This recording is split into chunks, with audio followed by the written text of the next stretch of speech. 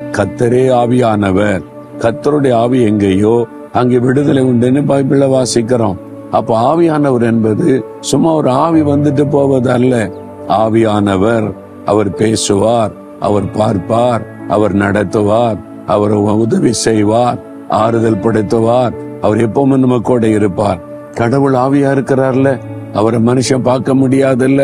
அப்ப அந்த ஆண்டவர் பரிசுத்த ஆவியானவராய் நமக்குள்ளே வந்து வாசம் பண்ணி, நான் உன் கூட தான் இருக்கிறேன், பயப்படாத பயப்படாதன்னு தைரியப்படுத்திக்கிட்டே இருக்கிறார். அப்ப அது அவர் தான் இயேசு எப்பொழுது நம்மோடு இருப்பதை உணர செய்கிறவர். அதனால இந்த பரிசுத்த ஆவினால தினமும் நிறைந்திருங்க. காலையில் எழும்பி ஆவியில நிரம்பி ஜெபம் பண்ணுங்க. ஆவியானவர் என்னோடு இருக்கிறார் என்ற பிரசன்னத்தோடு உங்களுடைய வாழ்க்கையை நடத்த ஆரம்பிங்க. பயமெல்லாம் போயிடும். பயப்படுற சூழ்நிலை வந்த உடனே உள்ளத்துல ஒரு சத்தம் கேட்கும், பயப்படாத, நான் கூட தான் இருக்கிறேன். அந்த ஆவியானவர் உங்களுக்குள்ள இருந்து பேசுவார். எவ்வளவு சந்தோஷம்! இன்னைக்கு பேசுறாருல, இப்போ இந்த வார்த்தை கேட்கும் போது உள்ளத்திலே ஆண்டவர் சொல்றாருல, பயப்படாதே மகளே, பயப்படாதே மகனேன்னு. அது ஆவியானவர்.